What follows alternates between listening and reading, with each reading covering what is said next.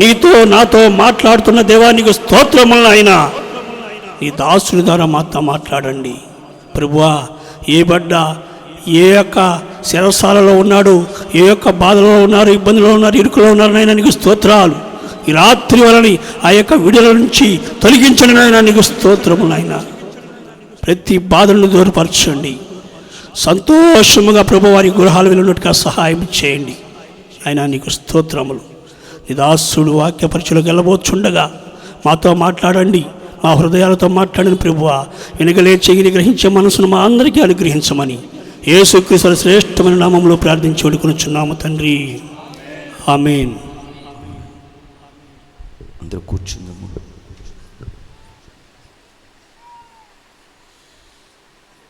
ఒకసారి రెండు చేతులు ఎత్తి గట్టిగా స్తోత్రం చెబుదామా? హల్లెలూయా. ఇంకోసారి ఇంకొంచెం గట్టిగా చెప్పగలుగుతామా? ఇంకొంచెం. ఈ గేట్ కూడా దాడతలేదు, నాకు బెంచ్ దగ్గరికి కూడా రావట్లేదు. మీరు చెప్పే స్తోత్రం నేను చెప్తాను చూడండి. హల్లెలూయా.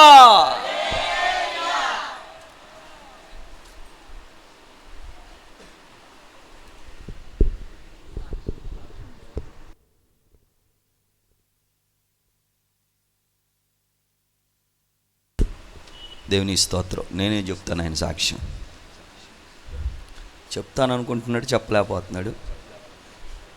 దేవునికి మహిమ కలుగునుగాక. యేసుక్రీస్తు ప్రభువారి ప్రేమ కలిగిన నామంలో అందరికీ కూడా నా హృదయపూర్వకమైన స్తోత్రాలు మరియు శుభములు తెలియపరుస్తున్నా. మీరు కూడా ఒకళ్ళు చూసుకొని చక్కగా స్తోత్రాలు చెప్పుకోండి. కొత్త సంవత్సరం వచ్చింది అన్నట్టుగా కొత్త మొక్కల్లాగా సంతోషంగా ఉంటుంది. హల్లెలూయా. ప్రభు ఈ సమయంలో మనల్ని ఇటు రీతిగా ఉదయకాల సమయంలో ఆరాధించము. మరలా మనకు ఆయన సన్నిధిని ఇచ్చారు. అందుని బట్టి దేవునికి మహిమ కలుగునుగాక. హల్లెలూయా. పరిశుద్ధ గ్రంథంలో నుండి 146వ కీర్తన 5వ వచనాన్ని మనం చదువుకున్నాం. 146:5. ఎవనికి యాకోబు దేవుడు సహాయకుడగునో, ఎవడు తన దేవుడైన యెహోవా మీద ఆశ పెట్టుకొనునో వాడు ధన్యుడు. చదువుబడిన మాటల్లో చాలా తేటగా తెలియపరచబడుతున్న విషయం ఏంటంటే, యాకోబు మోసగాడు. యాకోబు తల్లి దగ్గర తల్లి మాట వింటూ పెరగటం తప్ప ఏమి కూడా తెలియనివాడు. యాకోబు తన సహోదరుని ఒక్కసారి కాదు అనేక సార్లు మోసగించినవాడు. ఇటువంటి యాకోబుకి దేవుడు సహాయకుడై ఉన్నాడంట. చాలామంది అనుకుంటూ ఉంటారు, నాకు దేవుడు అనుకున్నది చేస్తాడా, నాకు దేవుడు ఈ ఆశను ఈ కోరికను తీరుస్తాడా, నన్ను ఈ సమస్య నుంచి ఈ పరిస్థితి నుంచి విడిపిస్తాడా? హల్లెలూయా. సాక్ష్యం చెప్పాలి ఆయన గురించి నేను, ఎందుకంటే ప్రభు నాకు జ్ఞాపకం చేస్తూ ఉన్నాడు. ఆ త్రొల్లిటి దినాల్ని ఒక చిన్న గదిలో పొడుగ్గా ఉంటుంది ఇట్లా గది. ఆ ఏరియా ఏం ఏరియా అన్నది? లక్ష్మీనగరా? ఏం నగర్ అది? ఎల్ఆర్ కాలనీయా? మీరుండి వచ్చింది అక్కడ. ఆయన ఉన్నప్పుడు ఆ ఇంటికి వెళ్ళాను. ఆ పైకప్పు చాలా కిందకి ఉంటుంది. చాలా మంచం పట్టిన తర్వాత 3-4 మనుషులు కూడా పడతానికి ఉండదు. అయితే అక్కడికి వెళ్ళిన తర్వాత నాకేమర్థమైందంటే, అన్నని ఈ ఊరికంటే బలవంతంగా తీసుకొచ్చిందంట ఈ మనిషి ఎవరు ఆమె బలవంతంగా తెచ్చిందంట.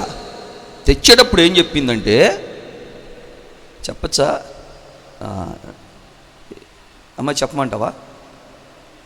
ఏమవుద్ది, ఉన్నమాటే కదా. నేనే అంతా చూసుకుంటా అందంట. తప్పే ఉందండి? తప్పే ఉంటుందా? నేనే అంతా చూసుకుంటా, నువ్వు రా అంతే, నా వాళ్ళు ఉన్నారు, వాళ్ళోళ్ళు ఉన్నారు కదా, వాళ్ళోళ్ళు ఉన్న ఏరియా అది అని తీసుకొని వచ్చింది. అప్పుడు వచ్చాడు ఆయన. దేవుని స్తోత్రం. మాట ప్రకారం బాగా యాకోబులా కష్టపడుతుంది. దేవుని స్తోత్రం. అయితే ఆ సమయంలో ఆమెకి దేవుని దగ్గరికి రావటానికి దేవుడు మొదట ఆమెనే దర్శించాడు. మందిరానికి వచ్చింది. ఆ తర్వాత అన్న వెళ్ళమంటున్నాడు కానీ కొంచెం ఆలోచిస్తూ ఉన్నాడు. ఎందుకంటే పాస్టర్ల మీద ఆయనకి అంత నమ్మకం లేదు.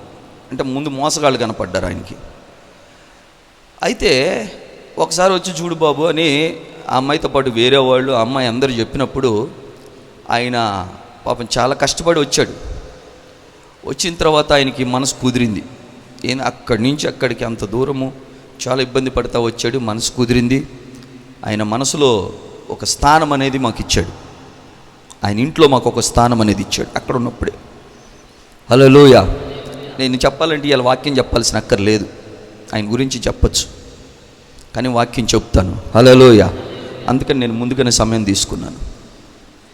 ఆయన మిషన్ కుడతాడు. నేను కొన్ని బట్టలు ఉన్నాయని చెప్పాను అన్నకి. అప్పుడు నాకు మారుతి కారు ఉంది, పాత డొక్కు కారు. ఆ కారులో అన్న మీ ఇంటికి తీసుకెళ్దాము అని కారులో మిషన్ ఎక్కించుకొని కదా మిషన్ మా ఇంటికి తీసుకొచ్చాడు. ఆ పెద్ద మిషన్, ఇగో ఈ మిషనే ఇంటికి తీసుకొచ్చి మా ఇంట్లో ఉండి ఆయన అవి నా ఏమైతే ఉన్నాయో అవి కుట్టాలని ఆయన ఆశ, నన్ను సంతోషపరచాలని. హల్లెలూయా. మాకు స్థానం ఇచ్చాడు. ఇంకా ఆయన ఎక్కువ స్థానాన్ని, మా హృదయాల్లో ఎక్కువ స్థానాన్ని నేను ఇంకా చాలా వివరించాలి. ఎట్లా ప్రేమించాడు, ఎట్లా మమ్మల్ని చేర్చుకున్నాడు, ఏంది అనేది నేను మాటలతో చెప్పడానికి అది కష్టమే. అది ఒక ఉదాహరణ చెప్తాను మీకు, ఎందుకంటే అన్న కూడా ఉన్నాడు కాబట్టి చెప్పాలి. నేను కరాటీ నేర్చుకునేటప్పుడు ఒక ప్యాంటు, అది నేను ఢిల్లీ నుంచి కొనుక్కొచ్చుకున్నాను. ఆ ప్యాంట్ ఎలా ఉంటుందంటే పైజామలాల్చి మన పిల్లలకు కనుక బొందేసి కడతాం చూసారా, అలాంటి ప్యాంట్. ఎలాస్టిక్ ఉంటుంది, బొందు ఉండదులే, ఎలాస్టిక్ ఉంటుంది. నాకు ఆ ప్యాంట్ని పాడు చేయటం ఇష్టం లేదు. అంటే ఆల్రెడీ నేను కొంచెం బాగా సైజు పెరిగిపోయాను, కానీ ఆ ప్యాంట్ నాకు కావాలంటాను. నేను అన్నా ఇది ఎట్టయినా సరే నువ్వు ప్యాంట్ చేయాలి అని చెప్పా. అప్పట్లో ఆయన ఎక్కువ ఏం కొడతలేదు. ప్యాంట్ చేయాలంటే ఆయన దగ్గర క్లాత్ కూడా లేదు. నా కోసం ఆయన దాన్ని ఎంత ఉప్పదీసి కటింగ్ చేసి, క్లాత్ చాలకపోతే అన్న ఈ క్లాత్ చాలట్లేదు, మళ్ళీ వేరే క్లాత్ ఏదైనా దీన్ని కలుపుదామంటే మళ్ళీ నేనే క్లాత్ ఇస్తే అదేం క్లాతో తెలుసు అన్న, టైలర్లు ఎవరు ఒప్పుకోరు, సొక్కా క్లాత్. అన్న నేను ఏం చెప్పాను అన్న, ఈ సొక్కా క్లాత్ని 2 మడతలు వేసి నువ్వు ఈ సైడ్ కిస్తీ పెట్టి నువ్వు దీన్ని అడ్జస్ట్ చేసి కుట్టాలి అంటే ఓకే అన్న, అట్టానే చేస్తాను. నేను ఆయనకి చెప్తున్నా, ఆయన కుట్టేవాడు అయితే ఆయనకి చెప్తున్నా. అంటే సేమ్ నేను ఎట్లా చెప్పాను, ఇప్పుడు ప్యాంట్ ఉందో లేదో తెలియదు కానీ అట్లానే ఆయన కుట్టి అంత కష్టపడి నేను ఎలాగైతే అనుకున్నానో అది నాకు అలా ఇచ్చాడు. చాలా రోజులు, చాలా సంవత్సరాలు నేను ప్యాంట్ వేసుకున్నా. ఎందుకు ఈ మాట చెప్తున్నానంటే ఆయన ఎటువంటి ఆ మనస్సు, ఎంత సరళత కలిగి ఉన్నాడు, ఎటువంటి బంధాన్ని కలిగి ఉన్నాడు. తల్లిదండ్రులు కడుపును పుట్టిన ఒక కుటుంబంలో వాళ్ళు కూడా ఏమండి మాట వింటున్నారా ఈ రోజుల్లో? అరే చేయలేరా, ఇట్లా చేయరా అంటే వింటారా?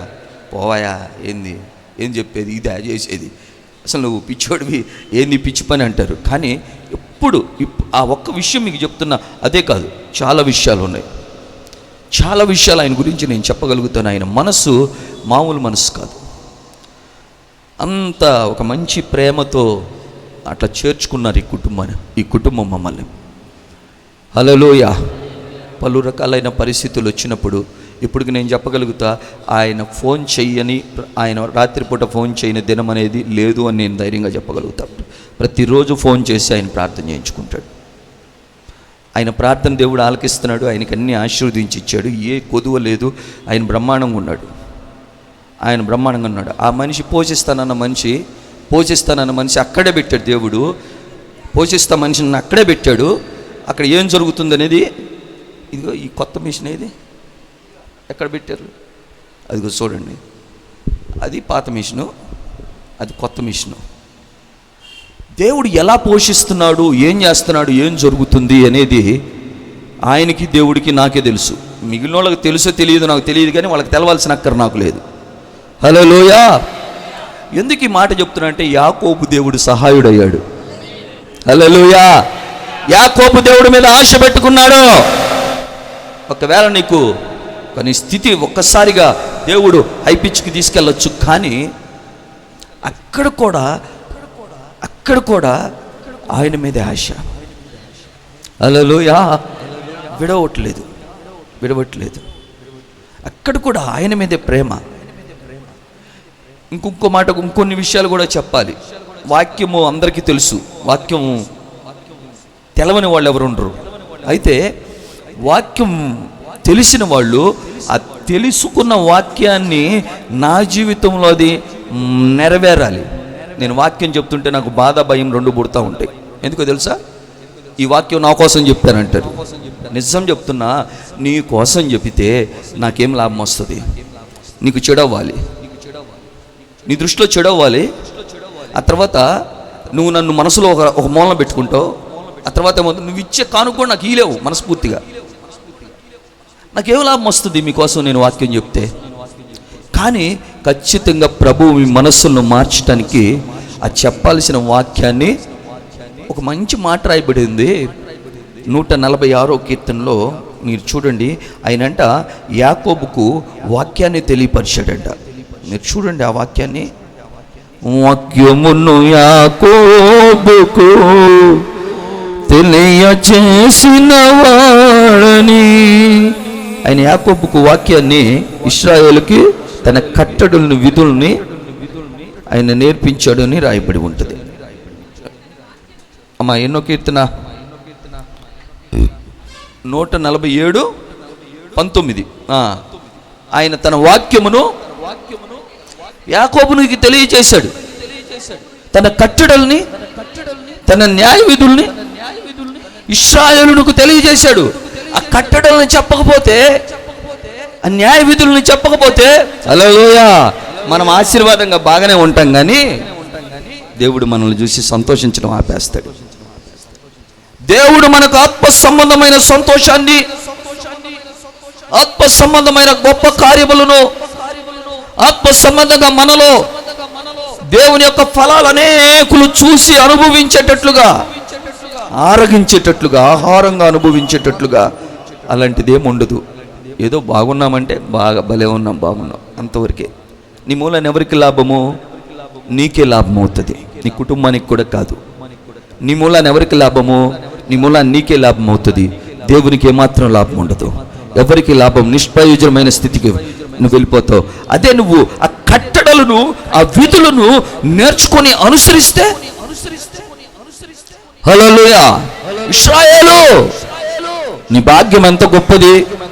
ఎందుకు భాగ్యము గొప్పది? ఇశ్రాయేలు భాగ్యము ఎందుకు గొప్పది? మాట విన్నాడు, మనసు మార్చుకున్నాడు.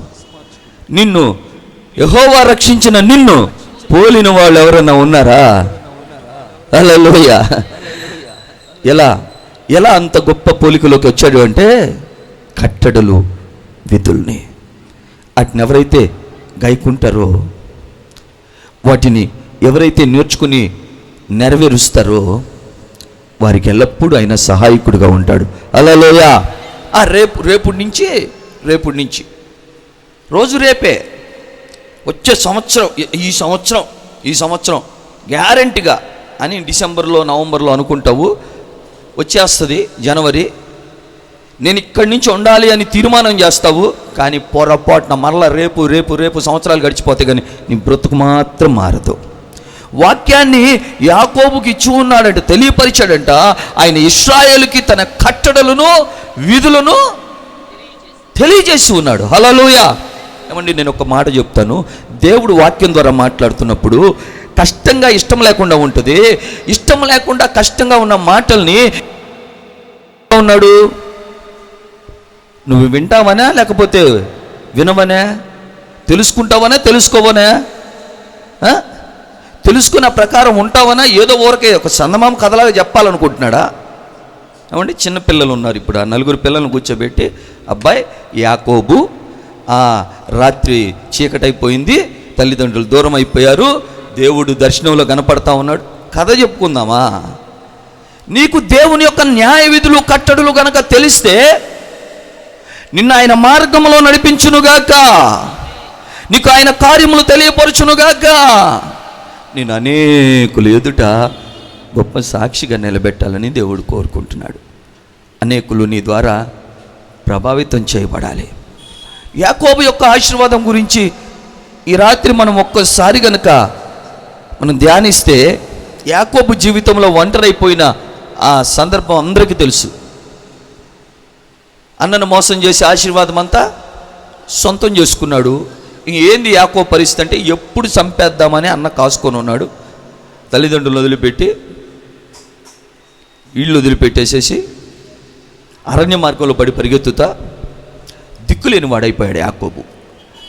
ఆ పరిస్థితుల్లో, ఆ ఒంటరిగా ఉన్న, ఎక్కడికి వెళ్ళాలి, ఎవరి దగ్గర ఉండాలి అని తెలియని పరిస్థితుల్లో, ఎటు వెళ్తే ఎవరు వస్తారో కూడా తెలియదు, ఎవ్వరు తోడు లేరు, అతనికి నడిపించడానికి సహాయకులు లేరు, ఒంటరిగా వెళ్ళిపోతూ ఉన్నాడు. చీకటి అయిపోయింది. ఏమవుతుందో, ఏ మృగం తిరుగుతూ ఉన్నా ఏ మృగం తింటుందో, ఏ సర్పము పాలైపోయి ఆ విషయానికి బలైపోతాడో, ఏమవుతుందో తెలియని పరిస్థితుల్లో బాగా పరిగెత్తి దాక్కుని తను అలిసిపోయి చివరికి ఒక ప్లేస్లో ఒక రాయి తీసుకొని తల కింద పెట్టుకొని తెలియకుండా నిద్రపోయాడండి. ఏం నిద్రపోయాడు? మీరు ఎప్పుడైనా గమనించండి, తెలియని ఏరియాల్లో అట్లా ఈ పొలాల్లాగా ఈ పిచ్చి చెట్లు ఉన్న చోట నిద్రపోవాలనిపిస్తుంది మీకు. కానీ యాకోబు పరిస్థితి ఇంకా అక్కడ నిద్ర వచ్చేసి నిద్రపోయాడు. తను ఏమైపోతాడన్న భయము బాధ ఏం లేదు. ఆ సమయంలో దేవుడు దర్శనం చూపిస్తూ ఉన్నాడు. హల్లెలూయా. నేను మీ పితరుల దేవుడును, నీ తండ్రి నీ తాత దేవుడిని, నీకు కూడా దేవుడుగా ఉంటానని మాట్లాడే దర్శనం చూపిస్తూ యాకోబుకు వాగ్దానం చేస్తూ ఉన్నాడు. హల్లెలూయా. ఈ రాత్రి నీకు వాగ్దానం చేసుకొని ఇంకా నెలగొడగాల.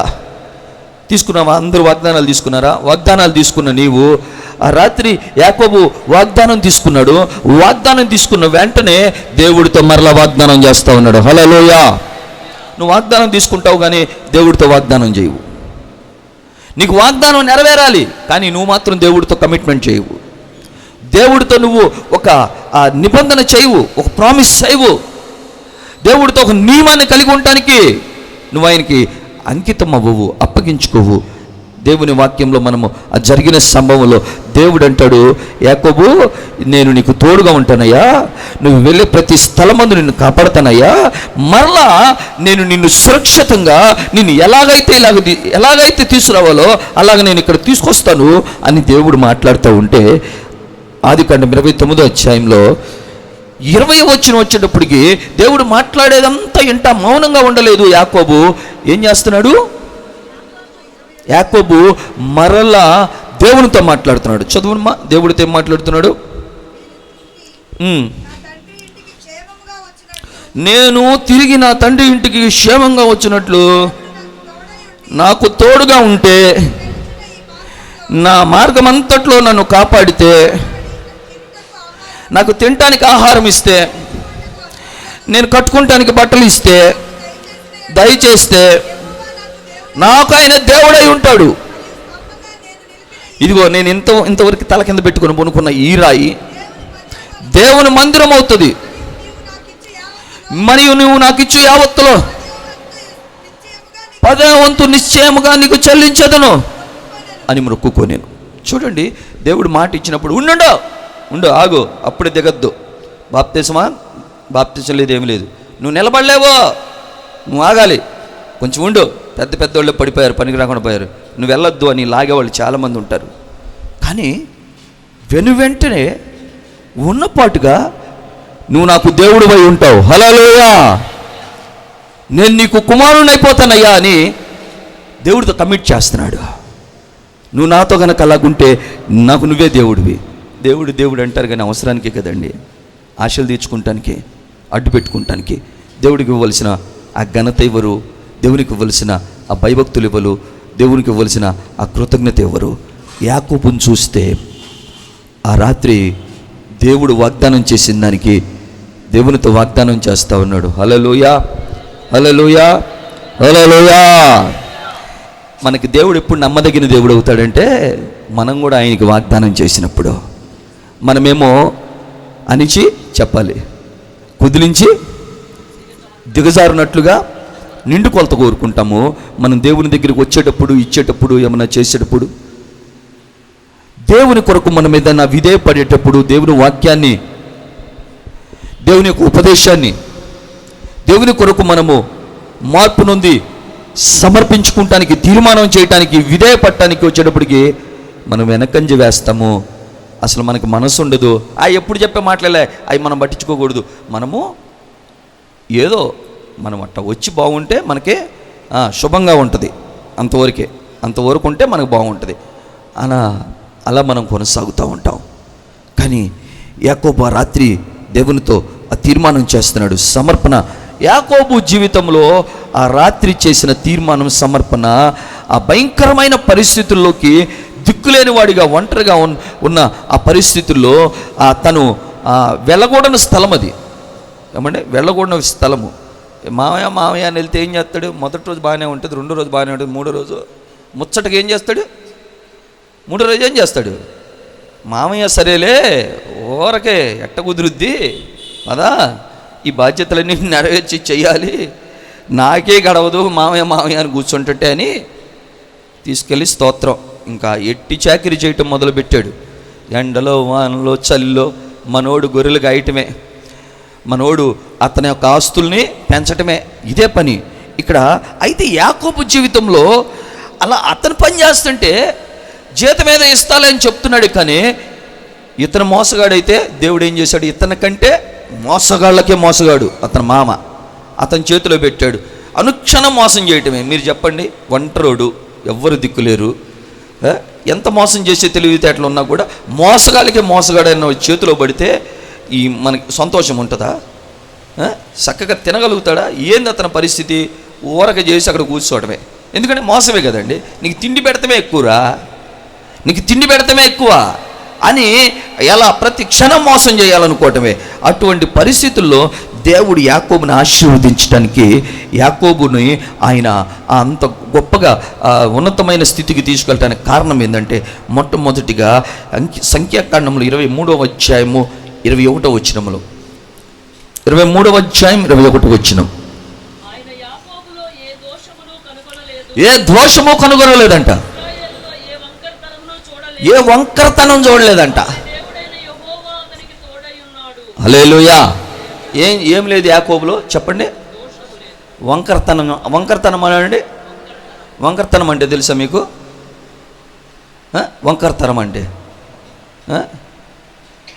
వంకరతనం అంటే మనం మంచిగా మాట్లాడినా కూడా వాళ్ళు ఏం చేస్తారు? కొంతమందిని చాలా మర్యాదగా మాట్లాడితే ఏంది అసలు మాట్లాడుతున్నావు ఏంది, నువ్వు ఏం గొంతు ఎత్తున్నావు ఏంది, అసలు నాతో మాట్లాడే అర్హత ఉందా నీకు? చూడండి, ఇంకేం చేస్తామండి బాబు, ఇంకొంచెం చెప్తాను నీకు వంకరతనం అంటే. ఏం చూస్తున్నావు ఏందయ్యా, ఏం చూస్తున్నావు ఏంది నా వైపు? హల్లెలూయా. అంటే మీకెట్ట తెలుసు పాస్టర్ గారు అంటే అన్నీ అనుభవించాను నేను. యాకోబులో వంకరతనం లేదంట. అది చెప్తున్న మాట ఏదైతే చెప్తాడో అది చెప్పినట్టుగానే సంవత్సరం గడిచినా, 2 సంవత్సరాలు గడిచినా, 3 సంవత్సరాలు గడిచినా మారదది. నేను అప్పుడు అట్ట చెప్పలేదు, అట్ట అనలేదు, అసలుకి అట్ట చేయలేదు. నేను అన్నది నువ్వు వినలేదు సరిగ్గా. ఏమనుకుంటున్నావు? సరిగ్గా నోరు దగ్గర పెట్టుకుని మాట్లాడు, బాగా మంచితనం ఉంటే ఎక్కువైపోతుంది నీకు అన్నట్లుగా. ఆ వంకరతనం లేదండి. మాట నేర్పరి, మాటకారితనం కదా, మాటకారితనం అది లేదు యాకోబులో. హల్లెలూయా. గట్టిగా చేద్దామా? హల్లెలూయా. ఇక్కడ మనము ఆదికాండము 31వ అధ్యాయంలో 38వ వచనం చదువుకుందాం. చూడండి ఒక్కసారి యాకోబు యొక్క బాధ ఈ రాత్రి అర్థం చేసుకుందాం. తన మామతో మాట్లాడుతూ ఉన్నాడు. 20 ఏళ్ళు నీ వద్దున్నానయ్యా, నేను నీ గొర్రెల్ని మేకల్ని నేను ఈచుకొని నా సొంతం చేసుకొని నేను మోసం చేయలేదు. నీ మంద పొట్టేళ్ళు ఏమీ నేను ఉత్తిగా ఏం తినలేదయ్యా.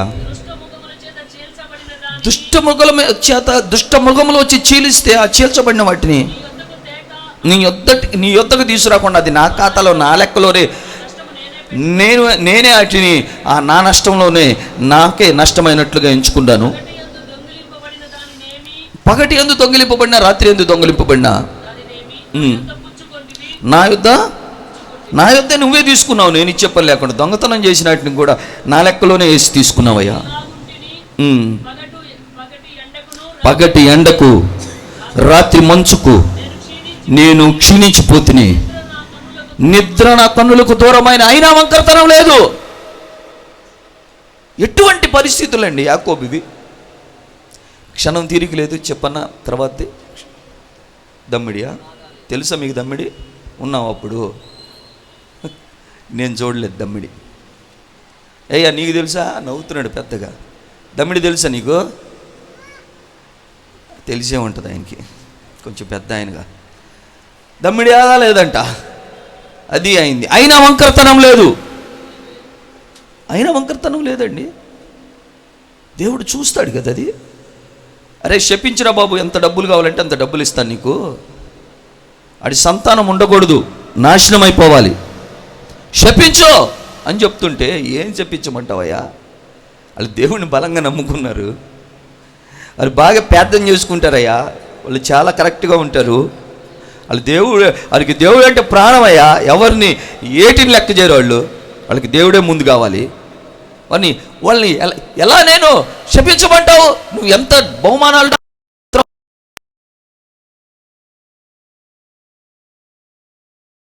నాకు నిజంగా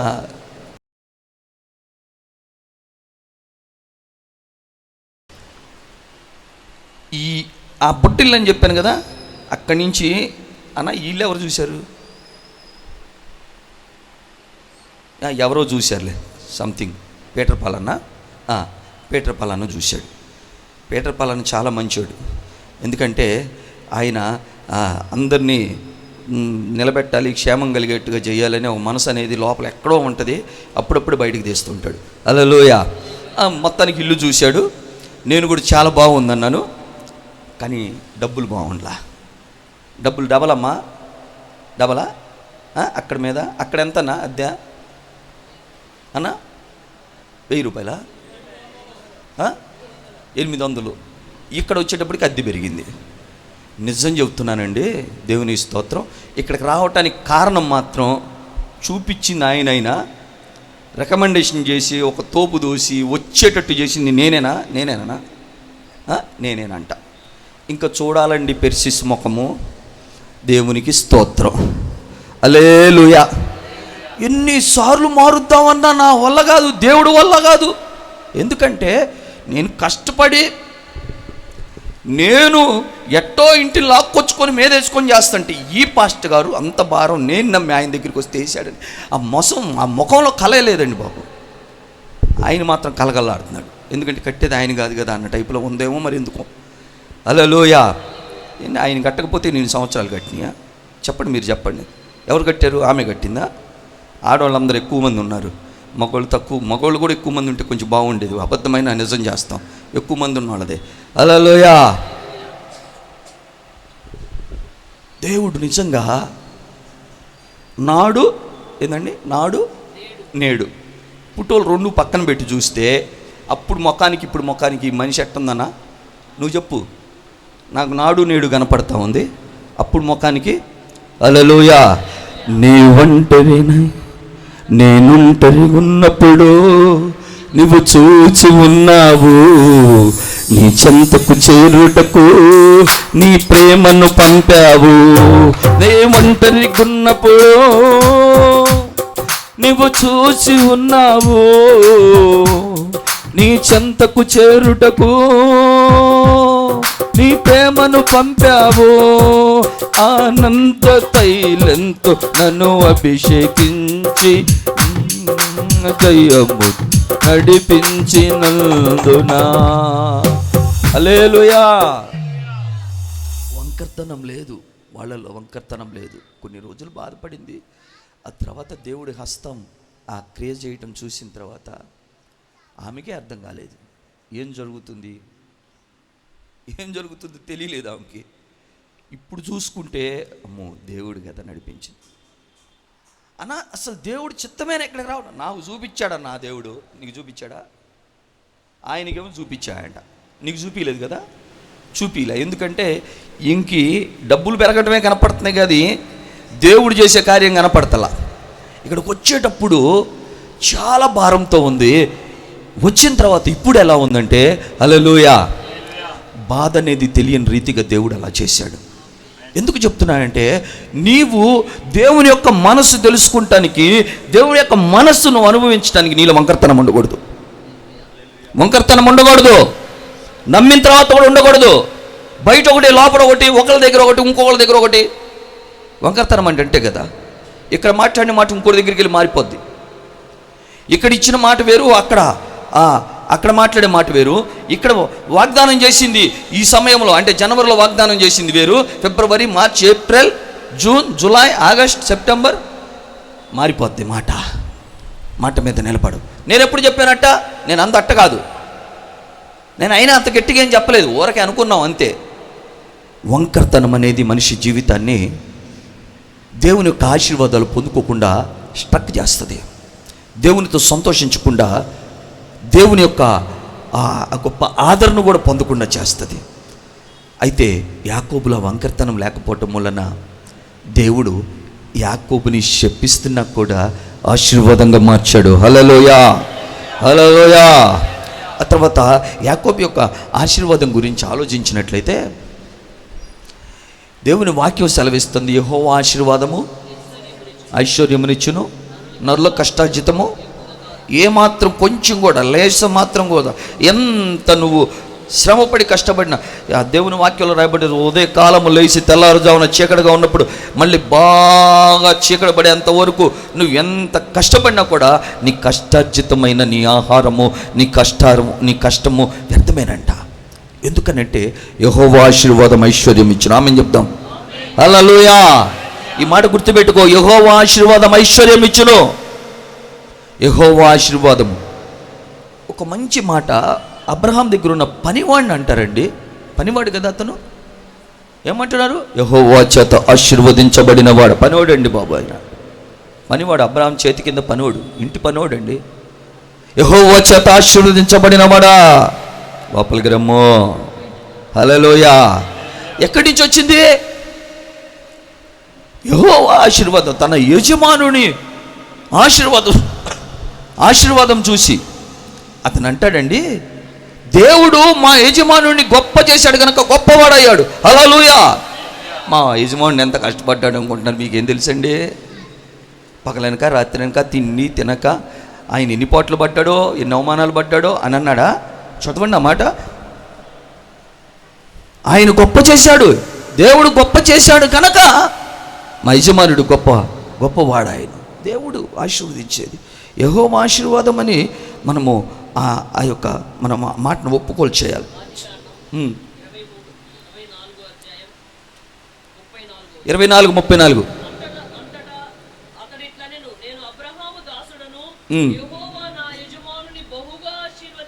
నేను అబ్రహాము పనివాడినయ్యా.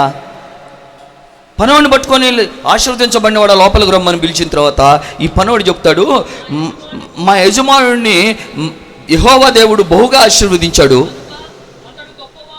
బా, ఒకసారి చప్పట్లు కొట్టచ్చు కదా అబ్రహాం దేవుడికి. గట్టిగా కొట్టండి. అబ్రహాం దేవుడు మనల్ని కూడా ఆశీర్వదించునుగాక, గొప్పవాడు ఉన్నట్లుగా ఆశీర్వదించునుగాక. ఆయన ఆశీర్వదించువాడని మనం నమ్మాలి. నమ్మిన మనము ఒక్కసారి మన స్థితిని చూసుకుందాం. 31వ అధ్యాయం ఆదికాండం 6వ వచనం. యాకోబు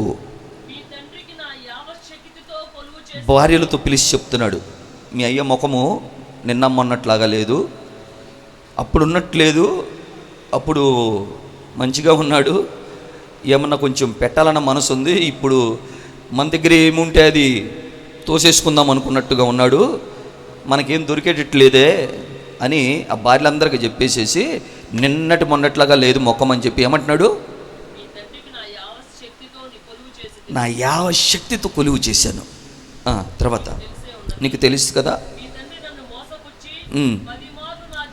ఏమండి, ఆశీర్వాదము దేవుడు ఇస్తాడు కదా. ఏం జరిగింది ఇక్కడ? 10 సార్లు జీతం మార్చాడండి.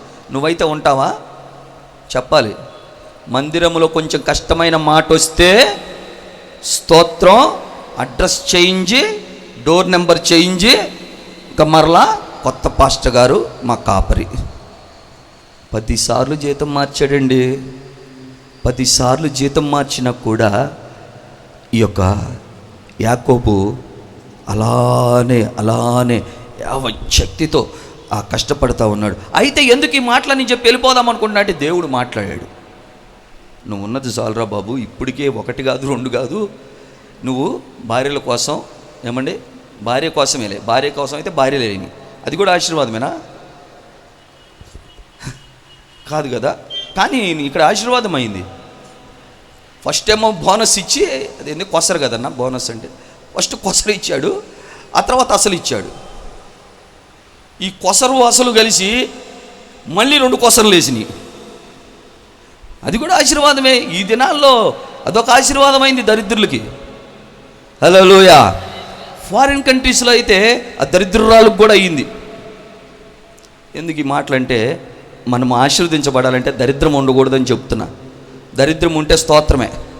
అపవిత్రత పట్టిందంటే ఆ తెగులు గనక చెద గనక పడితే ఎట్టుంటుందో అట్టుంటుంది. ఆశీర్వాదం పొందటానికి చాలా చక్కగా అంత మోసం చేసినా ఇతడు మాత్రం స్టడీగా ఉన్నాడు.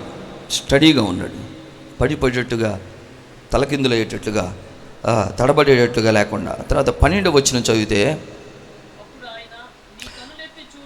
దేవుడు మాట్లాడుతూ ఉన్నాడు.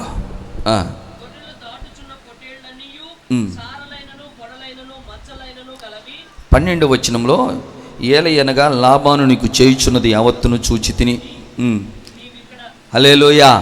నువ్వు నోరెత్తకుండా ఎంత మోసం చేస్తున్నా కూడా, నువ్వు గనక యెహోవా ఆశీర్వాదం ఐశ్వర్యం ఇచ్చును అన్న మాట మీదే ఉన్నామనుకో, దేవుడు అంటున్నాడు, నాకు తెలుస్తూ ఉందిరా బాబు, నువ్వు ఆశీర్వదించబడకుండా ఎందుకుంటావు? చెప్పింది ఎవరు? నేను కదా. యెహోవా ఆశీర్వాదం ఐశ్వర్యం ఇచ్చినంటే ఇచ్చేది ఎవరు? ఇవ్వాల్సింది ఎవరు? నేను కదా.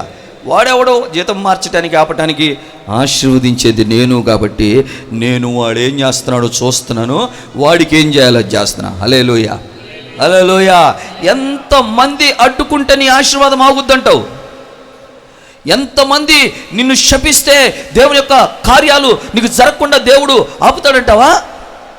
దేవుడంట లాభం చేస్తుందంట చూస్తూ ఉన్నాడు. ఈ రాత్రి నేను చెప్తా ఉన్నాను, నీకు తెలియకుండా ఎవరేం చేస్తున్నారో, ఏం మాట్లాడుకుంటున్నావు, నీ గురించి ఎటువంటి ఆలోచనలు చేస్తున్నారో, నీ గురించి ఎటువంటి ఆ యొక్క కీడుగా, కపటంగా, మోసంగా, శత్రువులుగా. దావీదంటాడు, నిన్నిమిత్తంగా నా మీద పగబట్టువారు, నిన్నిమిత్తంగా నా మీద పగబట్టువారు. ఏం కారణం లేదండి, ఎందుకండి నా మీద అంత పగ? నేనేం చేయలేదు వాళ్ళని. నిర్నిమిత్తంగా పగబట్టే వాళ్ళని తల వెంట్రుకలు మించి ఉన్నారు.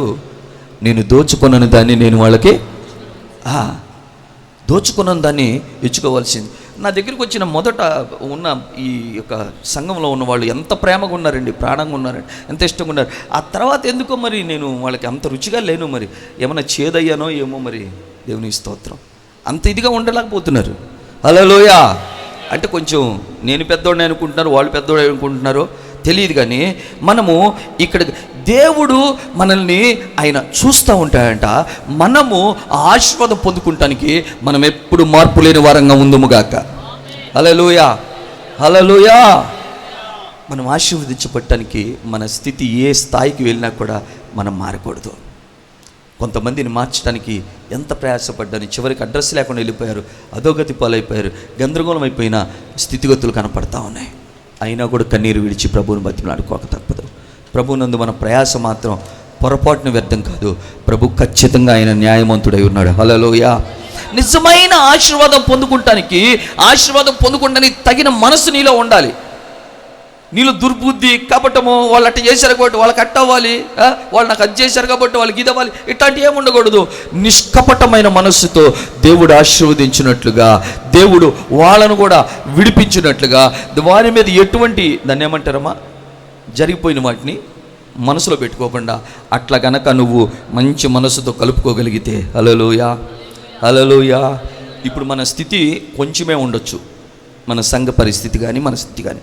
అయితే అది వృద్ధి పొంది అది మహాభివృద్ధిలాగా, మహావృక్షలాగా కనపడినప్పుడు అప్పుడు కూడా మనం ఎలా ఉండాలి? యెహోవా ఆశీర్వాదం ఐశ్వర్యం ఇచ్చింది కదా అని మనం అప్పుడు మారకూడదు. మనం కూడా అదే సరళత, అదే మనస్సు, అదే మాట, అదే పాట, గొంతు మారకూడదు. హల్లెలూయా. అలా మనము ఆశీర్వాదం పొందుకుంటానికి అప్పగించుకుంటున్నప్పుడు మనము ఎంత అనేకులకు ఆశీర్వాదకరంగా ఉంటాం. తర్వాత యాకోబు జీవితంలో మనం గమనించినట్లయితే, యాకోబులో అంట మంత్రము ఆశీర్వాదం పొందుకుంటానికి మంత్రం కానీ శకునం కానీ లేదంట. చదవండి 23వ అధ్యాయం సంఖ్యాకాండం 23వ వచనంలో.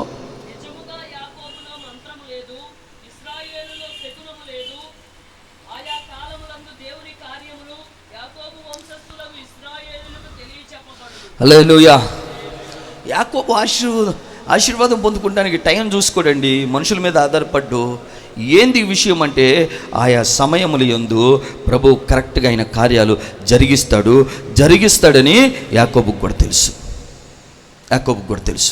ముందుకు రానే వచ్చును చెప్పాలి. టైం మారుతుంది, టైం దేవుడి చేతుల్లో ఉంది. హల్లెలూయా. నీ సమయం దేవుడి చేతుల్లో ఉంది. దేవుడు నీ సమయాన్ని మారుస్తాడు. ఇప్పుడు నువ్వు దిక్కులేని పరిస్థితిలో ఉండొచ్చు, ఇప్పుడు సహాయం ఆదరణ లేని పరిస్థితిలో ఉండొచ్చు. అయితే యాకోబు దేవుడిని నీకు సహాయకుడిగా చేసుకున్నావు కనుక నీ టైం మారబోతుంది. హల్లెలూయా. దేవుడు నీ ఉన్న స్థితిని మార్చబోతున్నాడు, నీ స్టేటస్ని మార్చబోతున్నాడు, నీ స్థాయి మారబోతుంది, ఉన్నత స్థలాల మీద నిన్ను నిలబెట్టబోతున్నాడు, అనేకులకు సాక్షిగా ఉండబోతున్నావు. నీ సాక్ష్యం పరిమళ సువాసనగా ఉండినట్లుగా అనేకులకు నువ్వు ఆహ్లాదకరంగా, సంతోషకరంగా, ఎంతో శోభాతిశయంగా ఉంటావు. హల్లెలూయా. దేవుని చేతిలో సమయం ఉంది. సమయం అనేది నువ్వు ఇప్పుడు బాగున్నావో ఎలాగున్నావో అది తెలియదు, కానీ రేపు మాత్రం దేవుడు ఆ సమయాన్ని నీ కొరకు సిద్ధపరిచి ఉన్నాడు. దేవుడు తను ప్రేమించే వారి కొరకు ఏమి సిద్ధపరిచినవి కంటికి కనపడలేదు, చెవులకు వినపడలేదు, హృదయానికి. కానీ దేవుడు నీకు ఒక సమయం నిర్ణయించి ఆ సమయంలో వాటినన్నిటిని కూడా నెరవేర్చునుగాక. హల్లెలూయా. కాబట్టి ఆయన బిడ్డలమైన మనము దేవుని యొక్క ఆశీర్వదించబడు ఆ సమయమును మనం కనిపెట్టుకుని కాసుకొని ఉండాలంట. నిత్యం ఆశీర్వాదకారకంగా మనం ఉండాలని దేవుడు కోరుకుంటున్నాడు. దానికి మనం కనిపెట్టుకుని కాసుకొని ఉండాలంట. దేవుని వాక్యంలో రాయబడి ఉన్నది మొదటి సమూయేలు గ్రంథంలో. వారికి అప్పటి వరకు బాగానే ఉంది, అప్పటి వరకు చాలా గొప్పగా ఉన్నారు, అప్పటి వరకు ఆ దైవజనుడు చాలా ఇష్టంగా ఉన్నాడు, అప్పటి వరకు ఆ దైవజనుడు వలన వాళ్ళు ఎంతో నెమ్మది కలిగి ఉన్నారు, ఎంత గొప్ప ఆ యొక్క స్థితిని వారు అనుభవించి ఉన్నారు, ఎంత గొప్ప న్యాయం వారు పొంది ఉన్నారు, ఎంత గొప్ప ధైర్యాన్ని క్షేమాన్ని పొందుకొని ఉన్నారు. అయితే ఆ సమయం వచ్చేటప్పటికి వాళ్ళకి ఆయన పనికి రావట్లా. వాళ్ళకి ఎవరు కావాలంట? రాజు కావాలంట. ఎందుకని రాజు? ఎందుకని?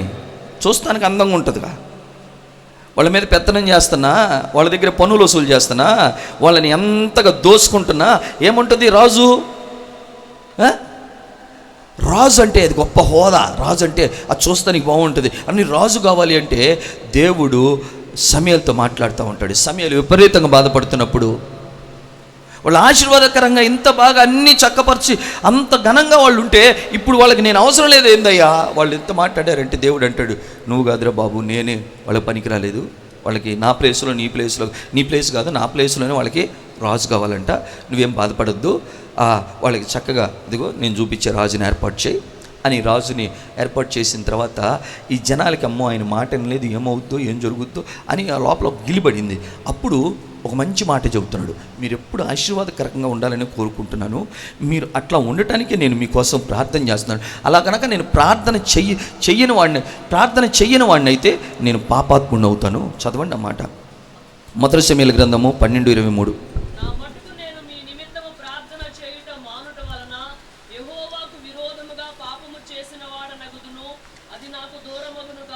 హల్లెలూయా. ప్రార్థన చేయాలి. మీకోసం మీరు ఎవరిని కోరుకున్నా, మీరు ఎలాగుంటున్నా కూడా బాగుండాలని మీకోసం నేను ప్రార్థన చేస్తాను అని తర్వాత అంటాడండి. ఆ మాట చూడండి ఎంత గొప్ప మాట.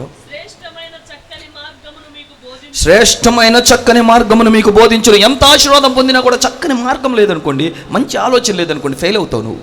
చాలామంది జీవితాలు గమనిస్తాను నేను, వాళ్ళు ఆశీర్వాదం పొందుకున్న తర్వాత వాళ్ళ యొక్క మార్గాలు, వారి యొక్క ఆలోచనలు వాళ్ళు చాలా హై పిచ్లో ఉంటాయి. ఇంకా వాళ్ళకి ఎవరు చెప్పాల్సిన అవసరం లేదు. వాళ్ళకి చెప్పేవాళ్ళందరూ, ఆలోచన ఇచ్చే వాళ్ళందరూ చాలామంది సమకూడిపోతారు. అప్పుడున్న పరిస్థితి ఇప్పుడు లేదు కదా. ఇప్పుడు ఈ సమయంలో వాళ్ళకి ఆలోచన అవసరం లేదన్నట్టు. అయితే సమూయేలు అంటున్నాడు, నేను మీకు శ్రేష్టమైన చక్కని ఆలోచన చెప్తాను. హల్లెలూయా. చక్కని మార్గాల్లో మీరు నడిపించబడినట్లుగా మీకు శ్రేష్టమైన చక్కని మార్గాన్ని, ఆలోచనని మీకు తెలియపరుస్తాను. హల్లెలూయా. అంటే మీ ఆశీర్వాదం చక్కగా ఎల్లప్పుడూ అది ఇంకా అభివృద్ధి పొందాలి, మీరు మహాభివృద్ధి పొందాలి అని నేను కోరుకుంటున్నాను. అయితే మీరు చేయాల్సిన పని ఏంటంటే మీరు ఆశీర్వాదకరంగా ఉండటానికి చదవండి ఆ తర్వాత మాటలు. మీరు చేయాల్సిన పని ఏంటంటే మీరు ఆశీర్వాదకరంగా ఉంటానంటే మీ శ్రేష్టమైన చక్కని మార్గాన్ని ఆలోచనని తెలియపరుస్తాను, మీకోసం ప్రార్థన చేస్తాను. మీరు చేయాల్సిన పని ఏంటంటే చెప్పండి, చదవాలి. మీ కొరకు ఎన్ని గొప్ప కార్యములు చేసానో అది మీరు తలంచుకొని, హల్లెలూయా, ఆయన చేసిన గొప్ప కార్యములన్నిటి కొరకు స్తోత్రం చెబుదామా? గట్టిగా చెబుదామా? కళ్ళు మూసుకొని చెబుదామా? ఆకాశం వైపు కన్నులు ఎత్తి చెబుదామా? హల్లెలూయా. దీన్ని కృతజ్ఞత అంటారు. మనము ఏ స్థితిలో ఉన్నా, ఎవరి దగ్గర ఉన్నా, ఎప్పుడు ఉన్నా కూడా నా దేవుడు ఆ స్థితిని ఆయన జ్ఞాపకం చేసుకొని, ఇదిగో ఇప్పుడు నేను ఉంటున్న ఈ స్థితికి నా దేవుడు. ఆ కృతజ్ఞత మీరు కలిగి ఉండాలి. ఆ కృతజ్ఞతను మీరు ఎల్లప్పుడూ కలిగి ఉండటానికి ఎప్పుడు కూడా ఒక సిద్ధ మనస్సు కలిగి ఉండాలి. ఒక మాటలో యాకోబు జీవితంలో ఈ క్వాలిటీని చూస్తే నాకు ఎంతో సంతోషం అనిపిస్తుంది. చదవండి ఆ మాటలు. ఆదికాండం 32వ అధ్యాయం 10వ వచనం. దేవుడితో యాకోబు ఏమంటున్నాడు చూడండి. నీ సేవకునికి నువ్వు చేసిన సమస్తమైన ఉపకారమునకు, సమస్త సత్యమునకు అపాత్రుణ్ణి. ఎట్లనగా ఒక చేతి కర్రతోనే నేను వచ్చింది. ఈ యోర్దాను దాటి ఒక చేతి కర్రతో వచ్చాను. ఇప్పుడు నేను 2 గుంపులయ్యాను. హల్లెలూయా. ఏమంటారు ఈ మాటని? ఏమంటారు ఈ మాటని? కృతజ్ఞత. చెప్పండి, కృతజ్ఞత. హల్లెలూయా. ఎంతమంది దగ్గర అయినా సరే యాకోబు అంటాడు, నేను ఆయన చేసిన కార్యాలకి డిస్క్వాలిఫైడ్, అర్హుణ్ణి కాదు, అపాత్రుణ్ణి. ఆయన చూపిన మంచితనం ఎంత, ఆయన చూపిన సత్యం ఎంత, ఇటువంటి మోసగాడికి ఆయన చూపించింది కృతజ్ఞత. కృతజ్ఞత ఎవ్వరు చూపించలేదే, ఎవ్వరు నా గురించి ఆలోచించలేదే. చివరికి నా తల్లి కూడా, నన్ను మోసం చేయడానికి ప్రేరేపించే తల్లి కూడా దూరం అయిపోయిందే. ఈ సమయంలో నన్ను ఆదుకున్నది, నాకు కార్యాలు జరిగించింది. దిక్కులేని పరిస్థితుల్లో నేను కుమిలి ఏడవకుండా నన్ను ఆ నిబ్రమైన మనసుతో ఉండినట్లుగా చేసింది ఆయనే కదా, ఆయన కార్యాలే కదా. 10 సార్లు మోసం చేస్తే 10 సార్లు మరలా మోసం చేయించాడు. ఆమె చెప్దామా? 10 సార్లు జీతం మారిస్తే 10 సార్లు జీతాన్ని ఆయన మార్చాడు. జీతం ఎవరిస్తారండి నీకు? చెప్పాలి. ఈ పని నేను ఇష్టపడి చేసిన ఎడలా ఎవరిస్తారు నీకు జీతం? ఇప్పుడు నాకు జీతం ఎవరిస్తారు? మీరు ఇస్తారా? దేవుడు ఇస్తాడు. హల్లెలూయా. దేవుడి దగ్గర ఆయన ఇచ్చే జీతం సిద్ధంగా ఉందంట. ఆయన త్వరగా రాబోతున్నాడు. జీతం పెట్టుకొని ఉన్నాడు. హల్లెలూయా.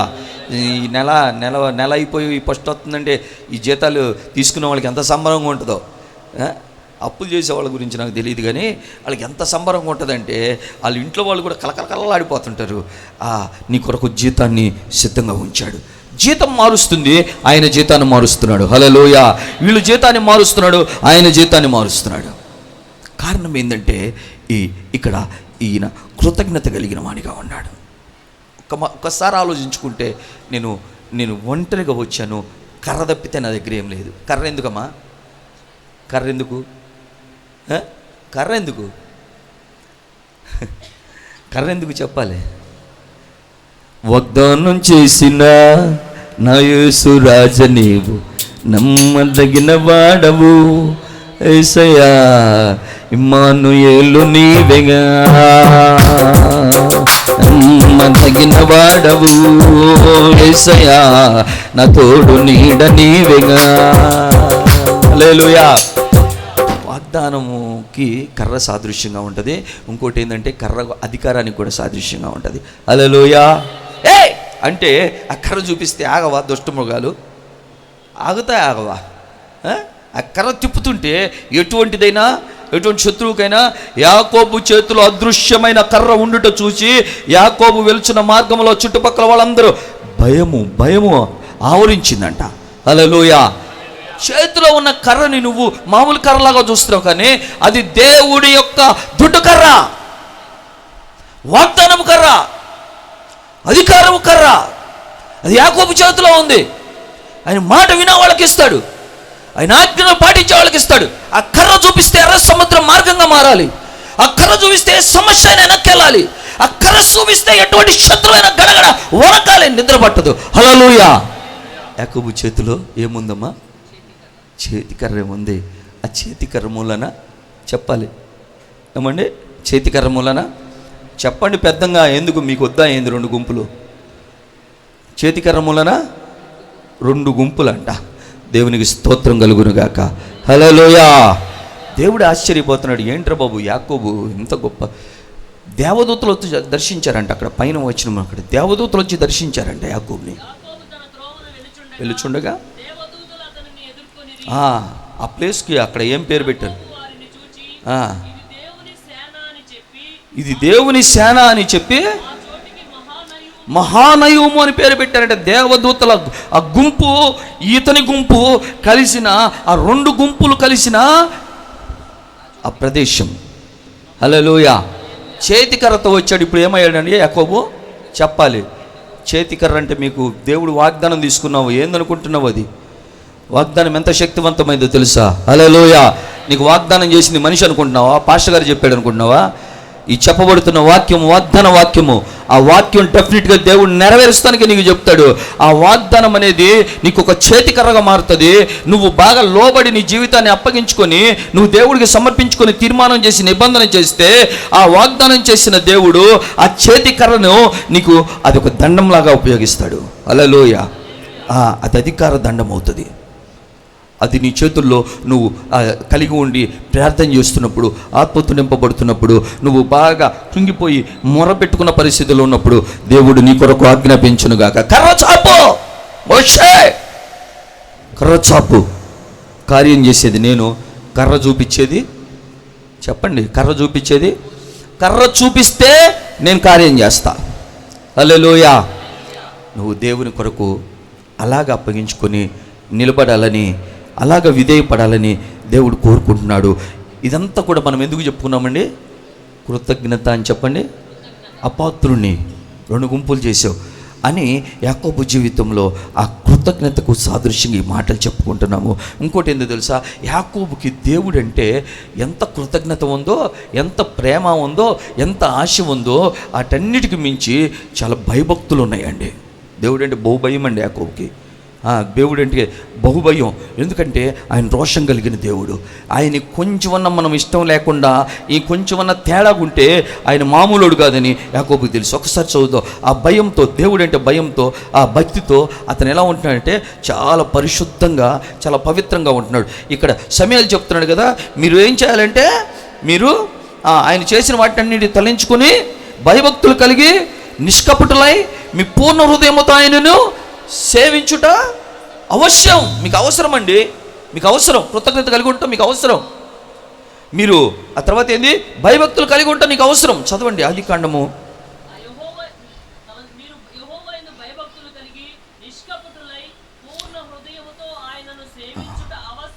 35వ అధ్యాయం ఆదికాండము 3-4 వచనాలు చదువుకుందాం.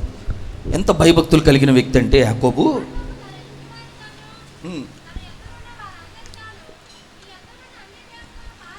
యాకోబు చెప్తా ఉన్నాడు తనతో ఉన్నవారు, నీ దగ్గర ఉన్న ఉండకూడని వాటిని, ఉండకూడని వాటిని నిండి పారేసి అమ్మా శుద్ధి చేసుకోండి, పరిశుద్ధపరచుకొని అమ్మా వస్త్రములను మార్చుకోండి. వస్త్రం అంటే ఒక వస్త్రం కాదండి, మనకి చాలా వస్త్రాలు ఉన్నాయి. నీతి వస్త్రము, దీన వస్త్రము, మహిమ వస్త్రము, ఉల్లాస వస్త్రము, రక్షణ వస్త్రము, ఆ వస్త్రంలో ఇంకా అనేకమైన అలంకారాలు చాలా ఉన్నాయి. వాటినన్నింటినీ మీ వస్త్రాలను శుద్ధి చేసుకోండి అని చెప్తున్నాడు. తర్వాత మాటమ్మా ఏం చెప్తున్నాడు? వాళ్ళందరికీ చెప్తున్నాడు, మనం లేచి బేతేలుకు వెళ్ళుటకు నా శ్రమ దినమున నేను వెళ్ళిన మార్గం నాకు తోడై ఉన్నా బలిపీఠం అక్కడ కట్టిద్దని చెప్పాను. తమ దగ్గర ఉన్న ఉండకూడని వాటిని అన్నిటినీ తీసి పారవేసి తమ చెవులనున్న పోగులను యాకోబును అప్పగింపగా, యాకోబు షకేము దగ్గర ఉన్న మస్తకి వృక్షము కింద వాటిని దాచిపెట్టాను. హల్లెలూయా. శుద్ధి చేసుకోవాలి, పరిశుద్ధపరచుకోవాలి. ఎవరు పవిత్రంగా పరిశుద్ధపరచుకుంటారంటే భయభక్తులు కలిగిన వాళ్ళు. భయభక్తులు లేని వాళ్ళు ఏముంది, దేవుడు మావాడేగా అనుకుంటారు, దేవుడు మా అన్నయ్య అనుకుంటారు, లేకపోతే మా బాబాయ్ అనుకుంటారు. కాదండి, దేవుడు రోషం కలిగిన దేవుడు. హల్లెలూయా. దేవుడు దహించు అగ్ని. ఆయన ఎందుకు ఉంచాల్సిన భయభక్తులను ఉంచకపోతే, హల్లెలూయా, సమయాలు చెప్తున్నాడు, మీరు కృతజ్ఞత కలిగి ఉండాలి. ఆయన చేసిన తలపోసుకోండి. మీరు తర్వాత భయభక్తులు కలిగి ఉండాలి. ఎటువంటి భయభక్తులు అయితే కలిగి ఉండాలి. హల్లెలూయా. ఒక నెల బల్లకు దూరం అయితే, ఒక పరిశుద్ధపరచుకునే కోటాలకు దూరం అయితే మనం భయపడాలి. ఎందుకంటే మనం పరిశుద్ధపరచుకోకపోతే దేవుడు మనల్ని ఏం చేయడు. కానీ అనేకమైనవి మన మీద అయితే ఏం జరుగుతుందంటే, మనం పరిశుద్ధపరచుకోకపోవటం మూలన, మన ఇష్టం వచ్చినట్టు ఉండటం మూలన మన దేవుడిని అడగటానికి మనకు ధైర్యం వచ్చుదా? మన ఇష్టానుసారంగా ప్రవర్తించి దేవుడా అని మనము అయ్యా అని మనం ఎంత ఎలుగెత్తి ప్రార్థన చేసినా వినపడకపోవటానికి కారణం ఏంటంటే, మనము క్రమమైన ఒక పరిశుద్ధమైన జీవితం మనం చేయట్లేదు. పరిశుద్ధ బలలో ఆయన రక్తమాంసంలో పాలు పంపులు పొందటానికి పరిశుద్ధపరచుకొని ప్రతి వారం కాదు, ప్రతి దినము కూడా మనం ఆయన మరణ పునరుద్ధానమును, ఆయన మన కొరకు చేసిన త్యాగాన్ని తలపోసుకొని మనల్ని మనం సిద్ధపరచుకోవాలంట పరలోక రాజ్యం కొరకు. పరలోక రాజ్యం భయభక్తులు లేని వారికి దేవుడు ఎవడు? నిత్యము భయం కలిగి ప్రవర్తించేవాడు అక్కడ ఉంటాడు. కాబట్టి ఇక్కడ ఏం చేస్తున్నాడు ఇతను? భయభక్తులు కలిగి ఉండాలని చెప్తా ఉన్నాడు. ఆ తర్వాత నిష్కపటులై పావురం వలె, పాముల వలె నిష్కపటమైన మనస్సు మనం కలిగి ఉండాలి. నిష్కపటమైన మనస్సు అంటే నేను చెప్తాను మీకు చాలా తేటగా, చేదు అనేది మనలో ఉండకూడదు. ఆమెన్ చెప్పండి, గట్టిగా చెప్తామా? చేదు అనేది దేనికి సాదృశ్యంగా ఉంటుందంటే, మన జీవితాల్ని అణిచివేయడానికి సాదృశ్యంగా ఉంటుంది. మనం ఎవ్వరి మీద చేదు లేని వారంగా ఉందుముగాక. హల్లెలూయా. ఎవ్వరి మీద మనకి జరిగిపోయిన విషయాలను బట్టి కక్ష లేని వారంగా ఉందుముగాక. దానికి అర్థం చెప్తాను మీకు. నిష్కపటం అంటే ఆ జరిగిపోయిన వాటిని మర్చిపోయి మరలా అదే మనసుతో ప్రేమతో మాట్లాడుదుముగాక. హల్లెలూయా. నన్ను అందరూ ఏమంటారంటే, అన్న నీకు డిస్టెన్స్ మెయింటైన్ చేయటం చేత కాదు అని అంటారు. ఎంత పెట్టుకున్న వాళ్ళైనా సరే తర్వాత వచ్చి కూసేపు మాట్లాడితే, నేను కూసేపు కాదు ఎంతసేపు మాట్లాడతాను నాకే తెలియదు, ఏం మాట్లాడతారో కూడా తెలియదు, వాళ్ళు కూడా అట్ట మాట్లాడుతూ ఉంటారు. ఎందుకు అని అంటే, మనం వెనకున్న వాటిని మరిస్తేనే మనకి గురి కనపడుతుంది. హల్లెలూయా. మనం ఆయన వైపు చూడగలుగుతాం. లేకపోతే ఇవన్నీ కూడా మన మీద పడి మన జీవితం అంతా చేదుగా మారిపోతుందండి. నిష్కపటమైన మనసు ఎవరైతే కలిగి ఉంటారో, ఆ పావురపు మనసు ఎవరైతే కలిగి ఉంటారో వారిని దేవుడు ఆశీర్వదిస్తాడు, మార్గాల్లో నడిపిస్తాడు, ఉన్నత స్థలాల్లో నిలబెడతాడు. హల్లెలూయా.